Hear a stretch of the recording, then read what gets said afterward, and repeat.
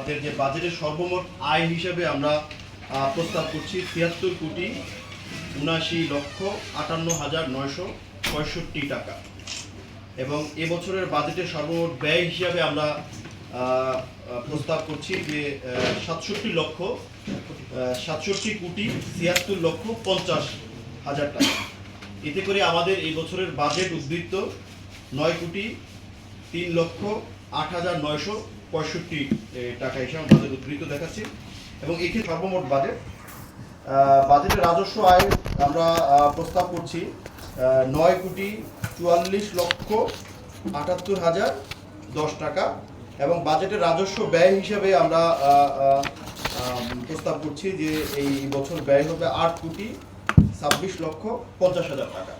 এতে করে রাজস্ব উদ্বৃত্ত হবে আমাদের ১,১৮,২৮,০১০ টাকা।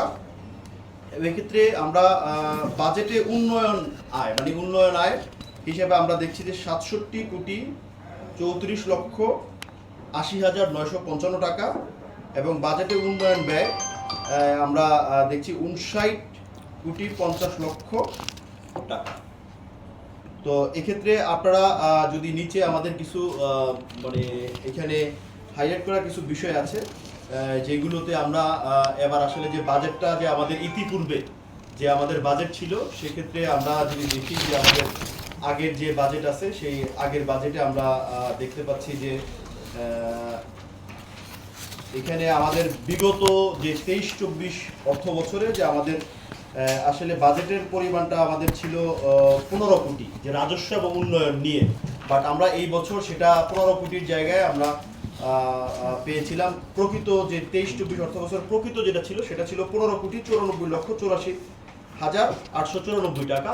কিন্তু আমরা দেখছি যে এই বছর আমরা সেটা আসলে স্বপ্ন দেখছি যে আমাদের বাজেটটা হবে ৭৬,৭৯,৫৮,৯৬৫ টাকা। তো আপনাদের মনে নিশ্চয়ই প্রশ্ন থাকতে পারে যে যেখানে প্রকৃত বাজেট ছিল ১৫ কোটি টাকার মতো সেখানে এই বছরে এত টাকা কিভাবে বাজেট আসে।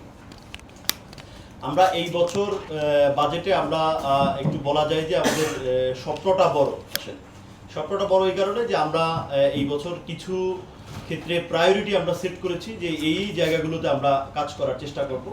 সেক্ষেত্রে আমরা ইতিমধ্যে সরকারের বিভিন্ন মহলের সাথে কথাও বলেছি। তো তাদের মধ্যে আপনারা ইতিমধ্যে জেনেছেন যে আমাদের এখানে কোভিড রেসপন্স অ্যান্ড রিকভারি যে একটা প্রজেক্ট আছে তাদের সাথে আমরা কথা বলেছি।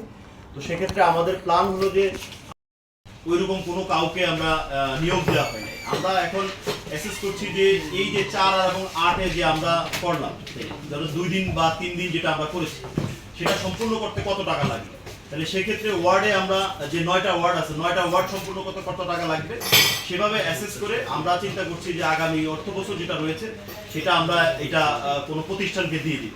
তারা আমাদের যে ওয়ার্ড ভিত্তিক যেগুলো আছে সেখানে তারা এই মশক বিদ্যুৎ কার্যক্রম মাস্ক পরে যাতে পরিষ্কার পরিচ্ছন্ন থাকে সেই বিষয়গুলো আমরা ইতিমধ্যে হাতে নিয়েছি।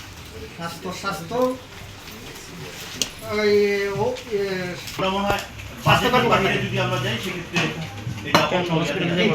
এটা আমাদের যে এরিয়াতে আছে কমিটি বা রাইস শৃঙ্খলা কমিটির মিটিং আছে আপনারা সেখানে থাকেন। আমার মনে হয় সেখানে এমফাসাইজ করলে বাজেটের বিষয়ে আপনারা অবগত হতে পারবেন। ৯ নম্বর কলমে লেখা আছে কলম ১ কোটি টাকা। আমি এই মানে ৭টা বাজেট অধিবেশনে উপস্থিত থাকার এই লেখাটা সবসময় কাগজ কলমে দেখে এসেছি নির্মাণ করার বা নির্মাণ করার কোনো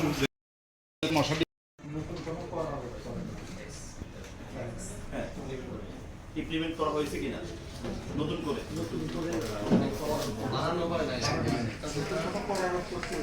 না আমরা নতুন করে কোনো করার করি নেই, বরং আমাদের আপনারা জানেন যে আমাদের যে করের যে পরিমাণটা আছে বর্তমান করের ইয়েতে আমরা আমাদের গত বছরে প্রকৃত আমাদের যে আদায় ছিল মোস্ট প্রবলি ২৯% নাকি ৩২% এই বছর ৩২%।